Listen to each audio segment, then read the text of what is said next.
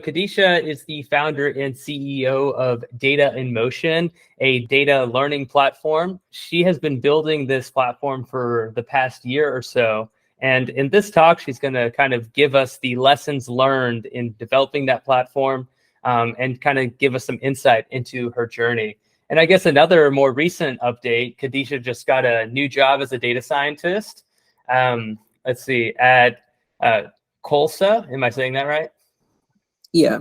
Yeah. So congrats on the new role, Kedeisha. And we're excited to see what you do as an entrepreneur and having that steady source of income with the full-time job. So with that, I'll hand it over to you and you can take us away. Thank you, Shaw. So I set this up to be kind of like a 20-minute presentation, and followed by is going to be a Q&A, but definitely if anyone has questions during, please feel free to interact. I love interaction. I love doing community events. So don't feel shy to ask a question while I'm doing the presentation. So I set it up to start off with just some topics of discussion. So I'm going to start off with a background of myself. And then the rest of these are going to be the different topics of lessons that I'm going to cover. I tried to condense them down. There was a lot of lessons I learned in the past year and a half, but pretty much going over like entrepreneurship versus solopreneurship, lessons in defining my customer, customer research, validating problems in the market, lessons in pricing, positioning and USP, and then product market fit. And so just a bit of background for those who may not know. So before data, I served in the Navy. Before that, I failed out of college. I was going to Georgia State in Atlanta, did about 4 years, kept switching majors, so I flunked out. Then didn't really have much options, so I joined the Navy, got out middle of COVID. Wasn't a lot of jobs out there, so just got Domino's Pizza, delivering pizza, making pizza. Then I started delivering for Amazon. Then I worked in a warehouse. And then after that, this is pretty much covers my brief accelerator journey so far in data. So my very first role was at Cox Communications, and then I was a TA at Correlation One. I did an internship at Humu. I was recently at Booz Allen Hamilton, and then starting a new job on Monday at Colsa. I had this set up for my Mastering LinkedIn workshop, but everything in blue is jobs that I got through networking or through branding, and so just kind of wanted to share that there. And then these are 2 books that I co-wrote as well. The first one, mainly my co-author, Tamir Ransom, was like the head of that. And then Becoming a Data Analyst should be coming out sometime early next year. All right, so trying to get down to the nitty gritty there. So one of the first lessons that I've learned while building Data in Motion is that the amount of followers that you have does not necessarily equal the amount of customers you have. So, you know, I think I had maybe about 20,000 followers when I officially launched the Data Motion Academy back in September. And I was thinking I was going to have quite a bit of, conversions there, but definitely struggled with initial sales. It was very disappointing at first. And I had to kind of figure out why, and I kind of struggled, like, why was I not getting a lot of sales and things like that? And so it was a hard lesson in learning exactly what value actually means. And so up until that year, I was doing what I thought was good customer research, asking people what they wanted in a platform. And people were saying they want hands-on projects and guidance and all this stuff. And I would give them all this stuff. And I was given all that stuff for free as well for about a year and a half. But what people consume for free and what they pay for are just 2 completely different things, especially in the data space or the upskilling space, because there's so much, even great courses and stuff that you can get for free. And so when you provide something, or you want to provide something that people pay for, you really got to do a really good and above That's true, Kimber. Folks don't seem to value the free stuff. That's very true. That is very true. And I mean, it's true. I mean, so they didn't buy it for free, and even during that year, a lot of people were saying, "You're giving away way too much for free. You're giving away way too much for free." And I wouldn't listen because I would think, if you're giving away value, when you sell something, people will, they'll return the favor. That's not necessarily the case, not completely. So I had to really get back to the drawing board and kind of just figure out, darn, what the heck did I do wrong? Also, all problems, yes, people do undervalue free content, training, and advice. That's so true, Scott. And one thing too, all problems are not worth the same, right? So if you want to learn SQL, right, we can go on YouTube and learn SQL in an hour, but would you pay $20,000 to just learn SQL? It's not congruent there. So when I was doing my research and asking people what they wanted, they were giving me a lot of things that they wanted, but not necessarily what they would pay for. And so that was a hard lesson to learn, getting back to the drawing board and trying to really figure out what are real problems that I could solve. Since I'm at that point in September, I wasn't in the mode to constantly give away everything for free anymore. And so that is one lesson. Second one, so when you don't know your customer, everything falls flat. So the preceding slide was your followers do not necessarily equal your customers. And so when it comes down to marketing or selling anything, you really have to know who your customer was. And for me, it was a little difficult because when I looked at my followers, when I looked at my email list, I had people in aspiring, I had people early career who are already working in data. I had all sorts of stuff. I had people in school. I had people already graduated. So I personally couldn't really get a gauge on who my customer avatar was. And so it was difficult to put out messaging and material and a product that can appease like one type of avatar because I had no idea who that really was. And with that, when you sell to everyone, you really sell to no one. And one thing that I had to learn after launching was I had to really learn what people's pain points and challenges were, other than you tried selling courses or consulting services. Actually, I'll get back to some of these questions. So learning what people's pain points and challenges are, and this almost kind of goes along with even at work, right? Whenever you're getting a new project, you gotta really learn how to ask questions very well to really gauge what the actual problem is. And the same thing when it comes to selling and being in entrepreneurship.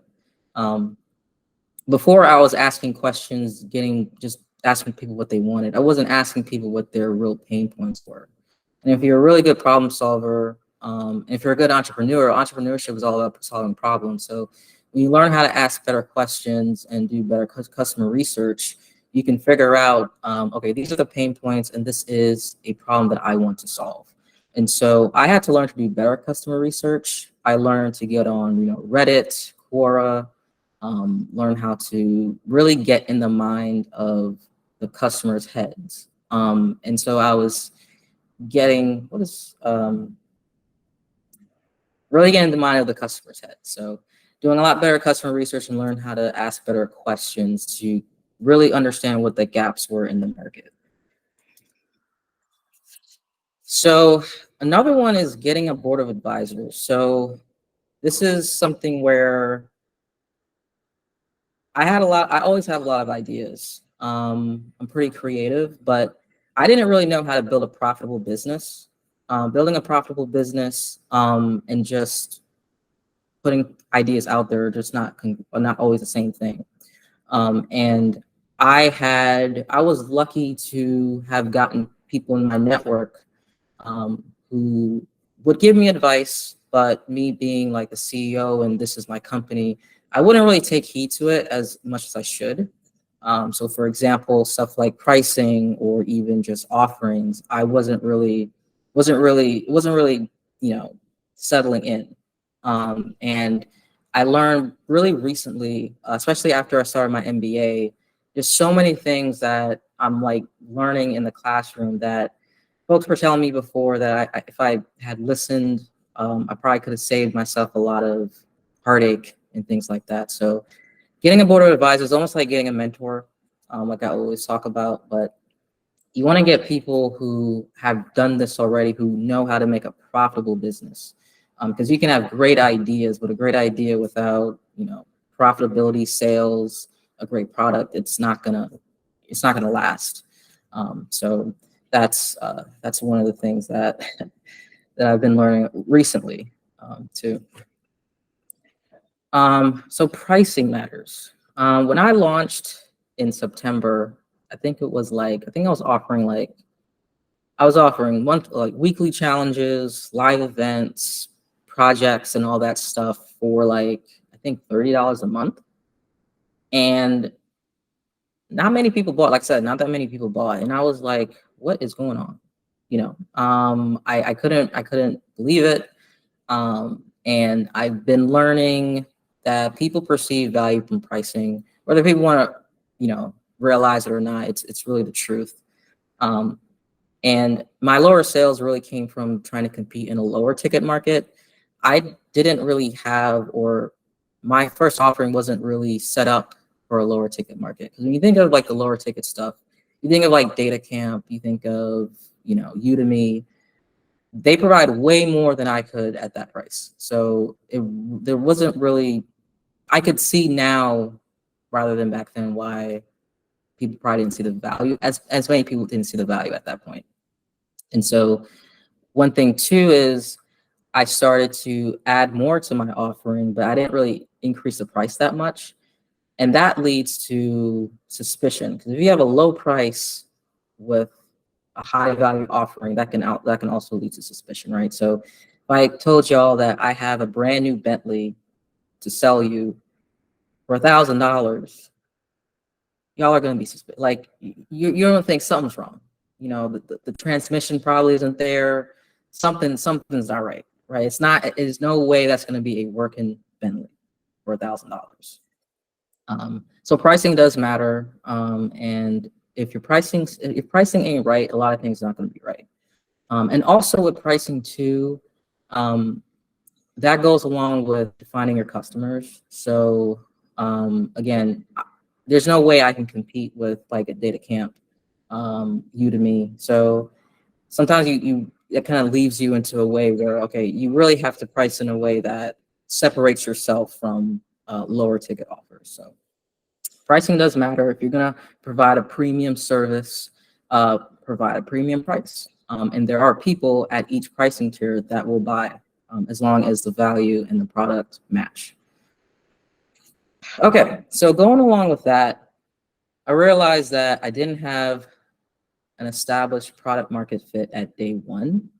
And so what that means is I didn't really have a great product that really fit the unserved needs of the market from day one. And I thankfully I watched a video on YouTube where someone was talking about product market fit. And I learned that you don't have to have it at day one. You can actually work towards it in the first few months after launching. So that was great to know. That provided me ease. And so again, what I did was did a lot better customer research. Went on discussion boards, Reddit, Quora, finding out what are the questions people are Googling and searching, so I can really get into people's heads, what are the problems people are wanting solved. And so what I did was I tried to formulate a new offering based on gaps that I saw in the market, that I can put up with my existing infrastructure. So rather than position myself amongst a regular data platform like a Data Camp or whatever, and rather than position myself as just another online creator bootcamp, I wanted to focus more on mentorship. I already had the infrastructure for mentorship. I actually launched a mentorship offering back in April. So I had the team already. And I had the academy already with, existing projects, weekly projects, live sessions. And so I created like a career development mentoring tier that was more money and things like that, that I think really addressed the market. Because when I was doing research, there's people who would go to fancy boot camps and they're still kind of stuck in the same place. So to me, it was like, okay, there's still a gap that I can at least fill that's not there. And then positioning as a category of one. So launching out, one of the hardest things that I was facing was whenever I would ask people, what were their thoughts whenever they go on the website or anything. They're like, yeah, I can't really tell what differentiates you from this person. Or I'd have people DM me and say, yeah, I'm looking at this other person's boot camp and I can't really tell the difference. And sometimes I get upset in my head because I'm like, oh no, it's obvious. But obviously it was not obvious if the customer doesn't see it.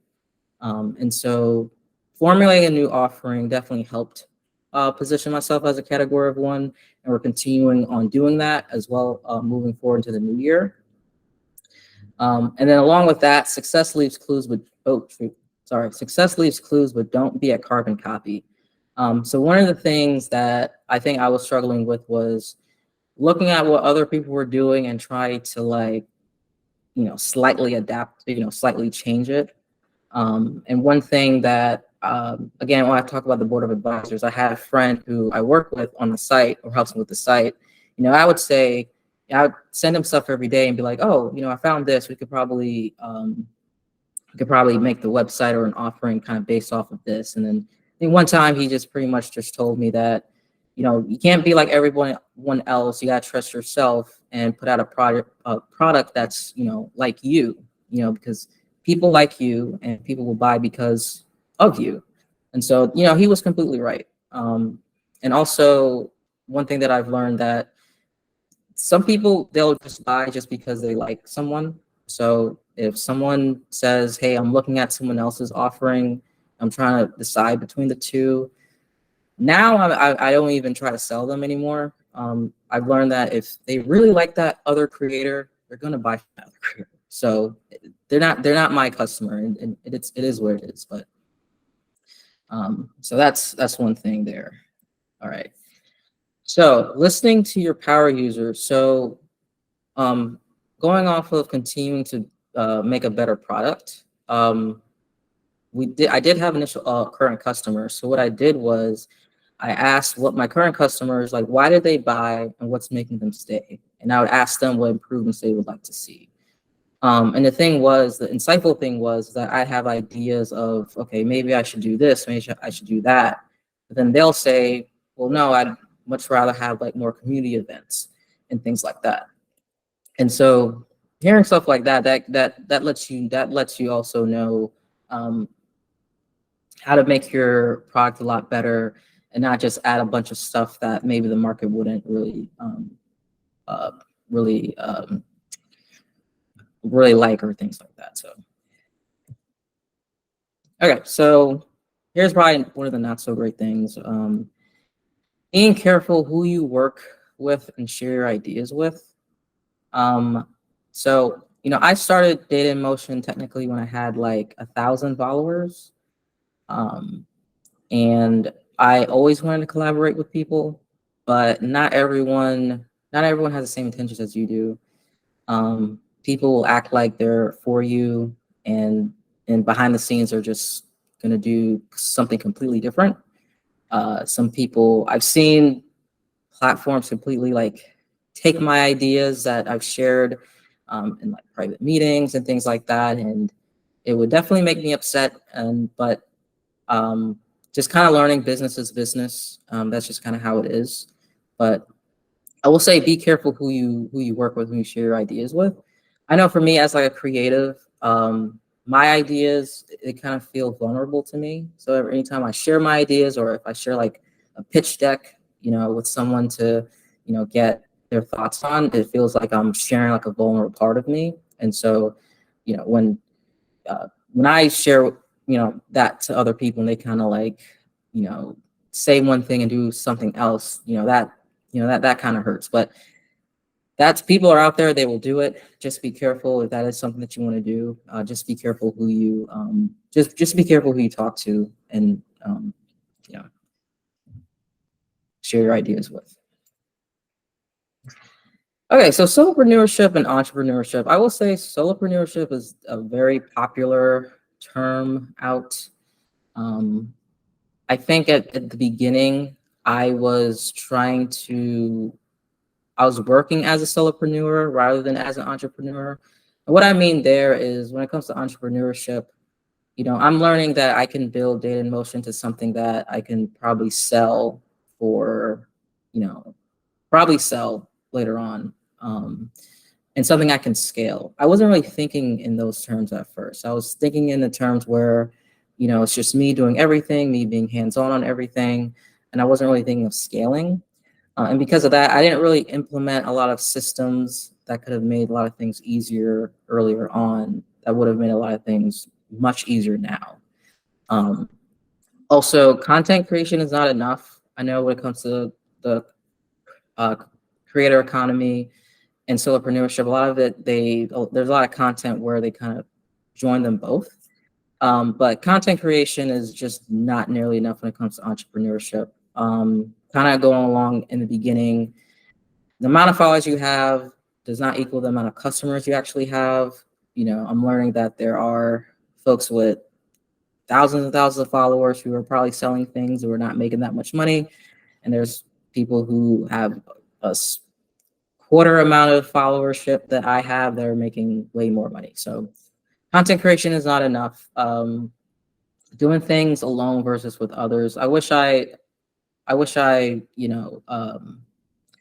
definitely wish I didn't try to do things by myself so much early on, and I wish I leaned on people's advice a lot earlier. I don't really see that a lot when it comes to solopreneurship. Everything's kind of like you. So I would say, so that's something that recently I've kind of stopped really reading about the solopreneurship type of content and kind of just started really learning more about entrepreneurship content. Again, establishing a board of advisors, I wish I kind of did that earlier on. And one thing about this can be pretty informal. It doesn't have to be like an actual, hey, can you be a board of advisors? It's just people that you probably ask questions to, get their ideas with, engage with as you come about. And again, I wish I focused on scaling a lot earlier. There's just certain things that I can just automate rather than having to like trade away my time for like every dollar, I would say. And 2024 plans. So I want to build Data in Motion to be a premier talent development hub. I want to, work with companies to provide actual work experience to Data in Motion students. When I launched my mentoring tier and I started getting on sales calls, I was just really blown away by the type of talent that I was, getting. I'm getting folks who are going to like top 5 MBA programs, PhDs, and just crazy talented folks. And it'd be really cool to actually work with companies to kind of create like a talent pipeline straight over there. And that can also alleviate the hiring process as well, and efficiencies in hiring.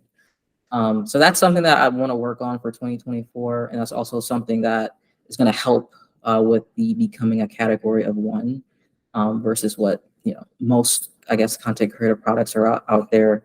And then just creating more products, I would say right now there's a lot of service stuff, a lot of like live workshops and stuff with the Premier community, but want to have more, I want to say passive income, but like more stuff where people can just kind of like buy, and it's kind of like automated income there. So kind of just more digital products.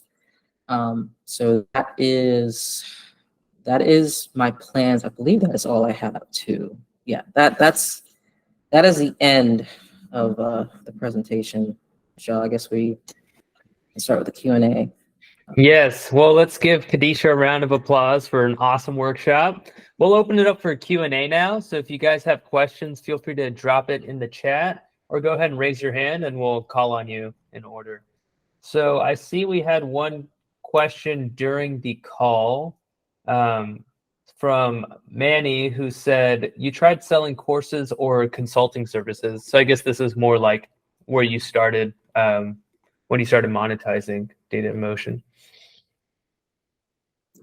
So yeah, I don't really have any consulting services. So I would say in 2024, the idea is it would be nice if it could be like a consulting service, kind of, especially working with other companies, especially if we have more short-term contracts that we can provide the Data in Motion folks. That would be kind of cool. So when it comes to consulting services, like for me, thinking as an entrepreneur, I don't want to be like the one doing all the projects. I want to pass them off to the Data in Motion folks. So that's kind of my idea. That could kind of come into play, but it's not like I guess consulting by itself wouldn't be it, but it could be a component of it. And that's definitely part of the idea.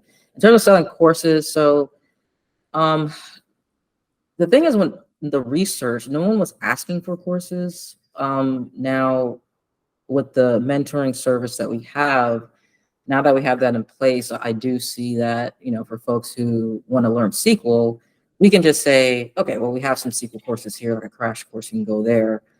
So that's kind of where now I'm seeing where a course can come in. But the idea of just selling courses as like the premier product, that was never the goal. It's kind of like a slight value add, though. It would be a slight value add for 2024. Yeah, super insightful. Thanks for the question, Manny. Any other questions? Feel free to drop it in the chat or go ahead and raise your hand.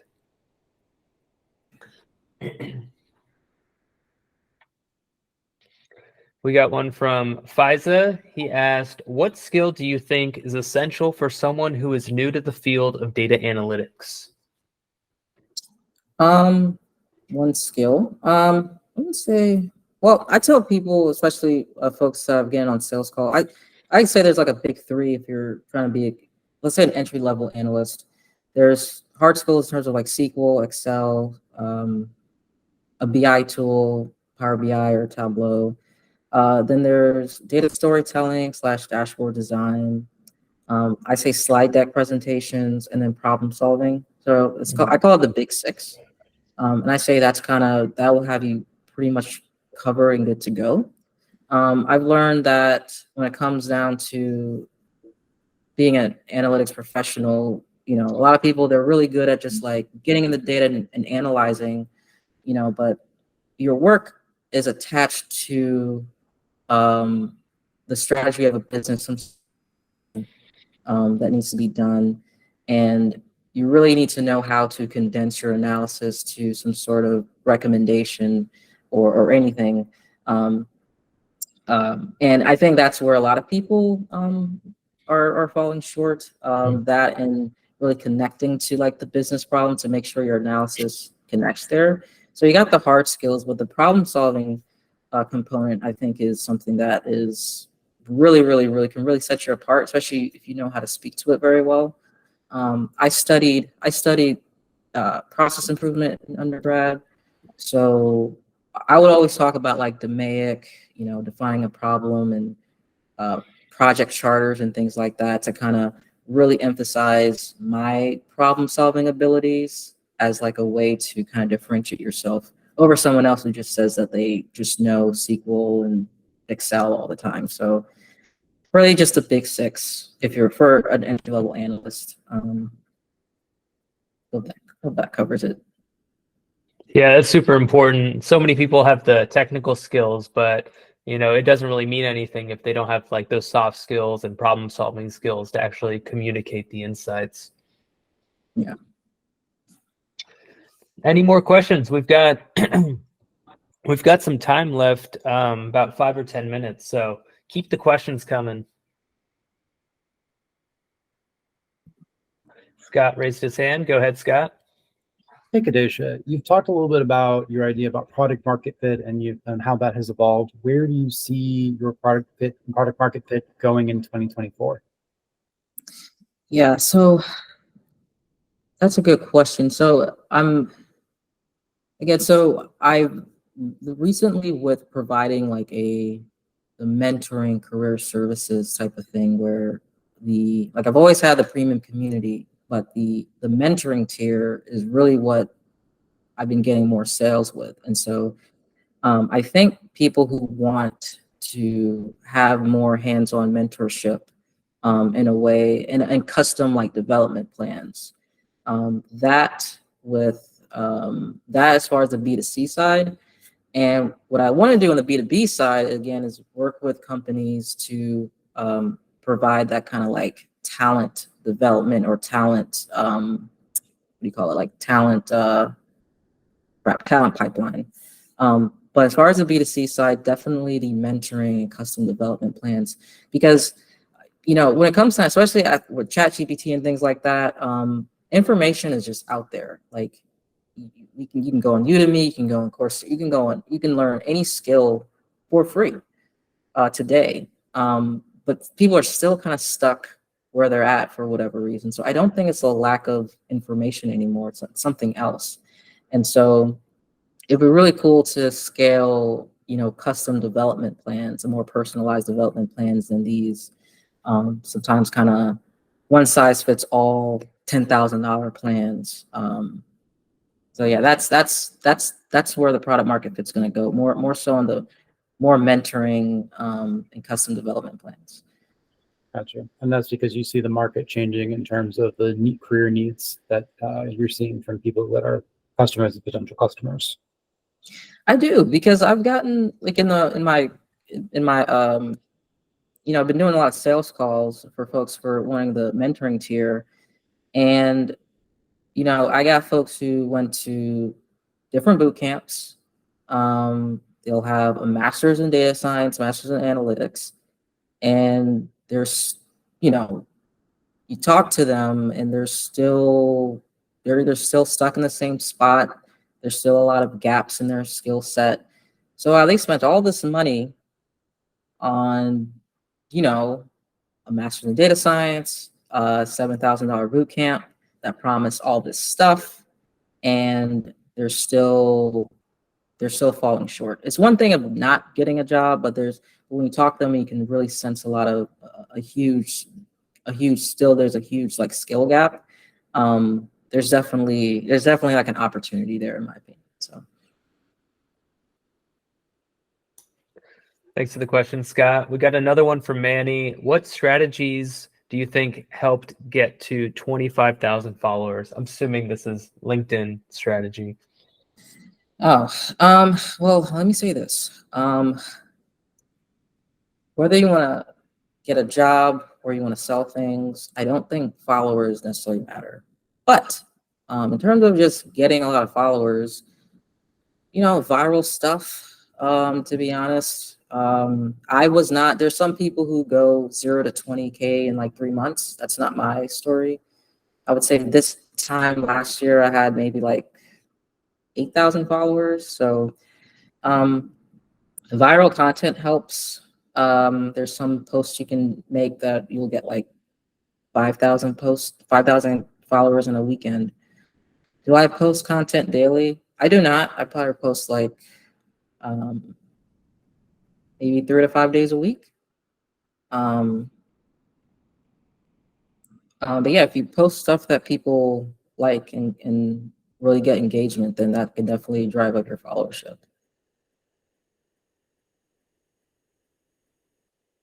Thanks for the question, Manny. Any other questions? So I've actually got a few. I'll just restrict it to one. I'm really curious about like your transition from doing more like the data analyst, data engineer, data scientist role to more of like the CEO, doing the product market fit, go-to-market strategy, like the more strategic role, leadership roles. Like, how's that transition been? And like, what was maybe one thing that surprised you or you didn't expect that you've kind of learned or had to learn in this new capacity? Transition's been interesting. I will say my MBA program has definitely helped a lot. I never really considered myself like a strategic type of thinker in the past. But it's been really cool to, one thing, like when you kind of force yourself to do things that you're kind of outside your comfort zone, you always surprise yourself in your abilities. One thing I enjoy about, you know, one thing I do enjoy about this is that it's really cool to be in a place where you can kind of create opportunities for others. I think that's one thing that I really enjoy about kind of being on this side.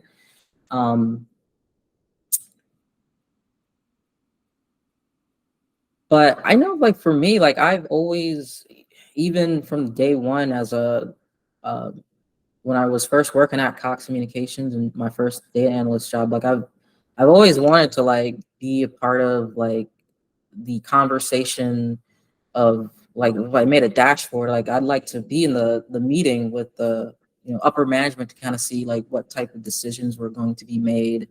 Like I've always had more of a yearning to kind of be a part of those conversations.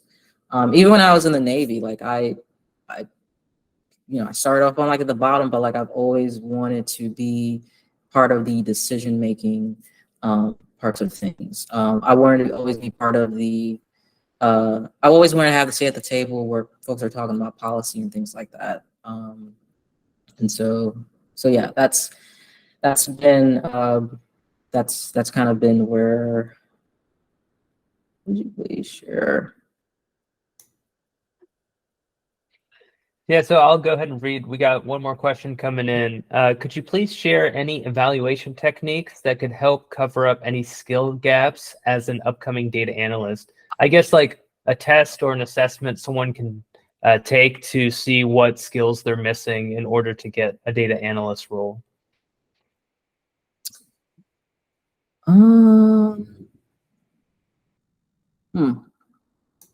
Or maybe some steps, even if there's not like a specific test, maybe some steps people can take to see, you know, whether they are up to par or have the right skills to work as a data analyst.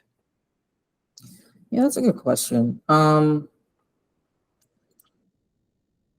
guess it always depends. Like, because for me, like I thought I knew SQL, and then I did a mock SQL interview, a surprise mock SQL interview one time. This is early on. I didn't know window functions. I didn't know CTEs. I didn't know subqueries, and I failed. And I was like, wow, I don't know.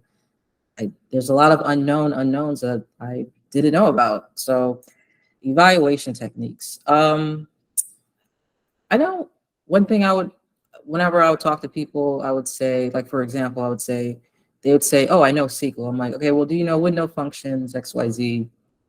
Do you know? And they say, well, I know Power BI or whatever. And I say, always ask to see their portfolio, but self-evaluation is not easy, I will say. The only thing I can probably think of is now I feel like I want to come up with one, to be honest. I want to come up with like some sort of assessment. We provide an assessment for the folks in the mentoring tier. But attending interviews is great, but darn, what can you do before you even get to an interview? So That would be a cool lead magnet for data in motion, and it would also help like kind of qualify your customers for the mentorship program. yeah, I agree with Kimberly there. There are levels of knowing a language, beginner, intermediate, and advanced. Probably the more simpler thing you can do is, like I said, if you think of the big six, or if you boil it down to Excel, SQL, and a BI tool, look up, you know, beginner, intermediate, advanced elements of that tool, and are you comfortable with those? Like, are you actually comfortable with LODs and Tableau? Are you actually comfortable with functions in Python? Don't just say you did, don't just say you do. Are you actually comfortable doing it? So that's one thing to do. You can easily go on ChatGPT and be like, can you create me a self-evaluation checklist for an entry-level data analyst job, and see are you comfortable with the skill sets that they provide. So I guess we got time for this one last question. Any skill set required other than SQL? Well, I mentioned the big six, so Excel, a BI tool, Tableau or Power BI, slide deck presentation, dashboard designs, data storytelling. In terms of hard skills other than Excel, and a BI tool, for an entry level, if you're comfortable with that, if you're comfortable with all those things, you can get more advanced statistics. Maybe you can fool around in a programming language, but I don't think those are necessarily. I don't think you necessarily need a programming language for an entry level job.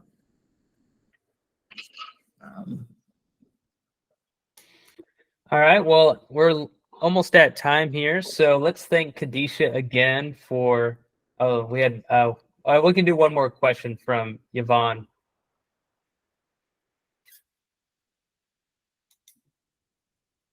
Unless that was an accidental hand raise.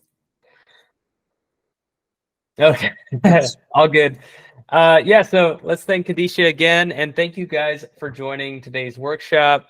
Our next event in the Data Entrepreneurs will be this Saturday. We're going to do a, excuse me, we're going to do a panel discussion with top creators from LinkedIn, Medium, and YouTube. So if you're interested in content creation, be sure to join us for that panel discussion. We are going to share the recording for this event on our YouTube channel, and you will be able to register for the content creator panel discussion on Luma.